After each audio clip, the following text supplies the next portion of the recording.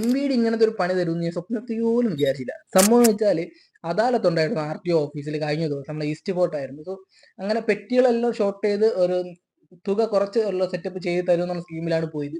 അവിടെ പോയപ്പോൾ എനിക്ക് നല്ല പ്രതീക്ഷയായിരുന്നു. കാരണം വെച്ചാൽ ഇഷ്ടം പോലെ ജനം ഉണ്ടായിരുന്നു. എന്ന് വെച്ചാൽ ആ ഒരു കെട്ടിടം ഫുള്ള് നിറച്ച് ആൾക്കാർ, ഒരു സൂചി കുത്താൻ പോലും സ്ഥലമില്ല അതിൻ്റെ അകത്ത് ഫുള്ള്. അങ്ങനെ അവിടെ പോയി അവിടെ ചെന്നപ്പോഴാണ് ഒരു കാര്യം പിടികിട്ടിയത്. കാരണം വെച്ചാൽ നമുക്ക് ഈ ഫൈൻ വരുന്നത് പോലീസിൻ്റെ വരും, ട്രാഫിക് പോലീസ്, MVD, ഇങ്ങനെ ഓരോ സ്റ്റേജസ് ഉണ്ടല്ലോ. ഈ പോലീസ്, ട്രാഫിക് പോലീസൊക്കെ അതായത് ട്രാഫിക് പോലീസിന്റെ ഹെഡ് ഓഫീസിലും പോലീസിന്റെ സ്റ്റേഷനിലും മാത്രമേ ഇത്തരത്തിലുള്ള ഫൈനുകൾ അടയ്ക്കാൻ പറ്റുള്ളൂ എന്നുള്ള മറ്റൊരു സത്യം എന്ന് പറയുന്നത്. MVD ഓഫീസ് അല്ലെങ്കിൽ MVD അടിച്ച പെട്ടികൾ മാത്രമേ അവിടെ അദാലത്ത് വഴി അടയ്ക്കാൻ പറ്റുള്ളൂ എന്നാണ് വേറൊരു സത്യം എന്ന് പറയുന്നത്. അപ്പോൾ അവിടെ ഇഷ്ടംപോലെ ആളുകളുണ്ടായിരുന്നു. ഞാൻ ഓരോ സ്റ്റെപ്പ് കയറി പോകുമ്പോഴും ഇവിടുത്തെ ആളുകൾ പോവല്ലേ പോവല്ലേ എന്നിങ്ങനെ കൈയെടുത്ത് കാണിക്കുമായിരുന്നു. ഞാൻ അത് കാര്യമാക്കിയില്ല.